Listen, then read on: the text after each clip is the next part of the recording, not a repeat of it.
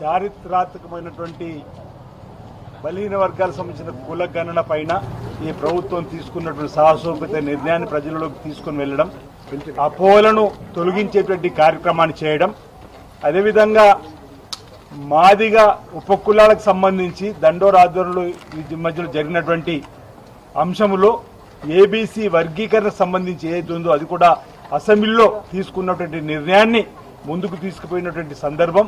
దాంతో పాటు రాబో పంచాయతీరాజ్ ఎన్నికల్లో తీసుకోవాల్సినటువంటి సలహాలు సూచనలు గౌరవ శాసనసభ్యుల ద్వారా సేల్పిలో ఉన్నటువంటి శాసనమండలి సభ్యుల ద్వారా తీసుకొని ముందుకు పోవడానికి కోసం ఈరోజు ఈ కార్యక్రమం ఏర్పాటు చేయడం జరిగింది.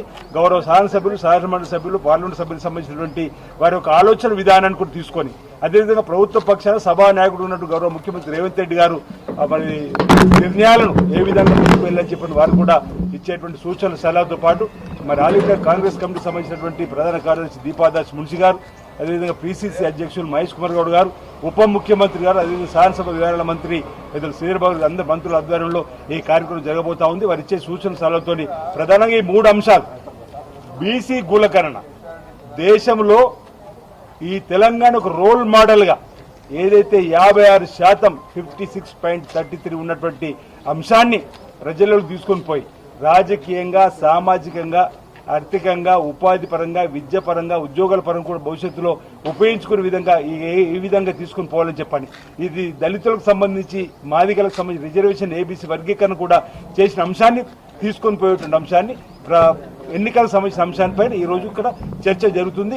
ఇంకా గౌరవ శాసనసభ్యులు ఇచ్చే సూచన సలహాలు కూడా ప్రభుత్వ సభానాయకుడు ముఖ్యమంత్రి తీసుకొని ముందుకు పోతారని చెప్పినటువంటి భావన సందర్భంగా చెప్తాం. ఇలా సాయంత్రం వేళ మళ్ళీ ఏఐసీ అధ్యక్షుడు మల్లికార్జున ఖర్గే గారిని కలవాల్సిన అవసరం సభానాయకుడు ఉన్నటువంటి గౌరవ ముఖ్యమంత్రి గారు, అదే పీసీ అధ్యక్షుడు గారు. కాబట్టి ఒకే సమావేశం జరుగుతూ ఉంది.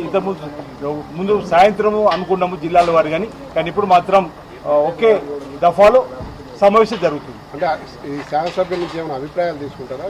వాళ్ళ అభిప్రాయాలు అంటే సిఎల్పి సమావేశం ఉన్నప్పుడు గౌరవ శాసనసభ్యులు ఇచ్చే సలహాలు సూచనలు కూడా తీసుకుంటాం, మంత్రులు ఇచ్చే సూచన సలహా తీసుకుంటూ సభానాయకుడు గౌరవ ముఖ్యమంత్రి గారు కూడా ఇచ్చేటువంటి సందేశాన్ని ఏ విధంగా ముందుకు పోవాలని చెప్పిన 3 ప్రధాన అంశాలు ఎజెండాగా ఎమ్మెల్యేలకు గ్యాప్ ఉండదన్న ప్రచారం బాగా జరుగుతుంది. దాని మీద ఏమన్నా మాట్లాడే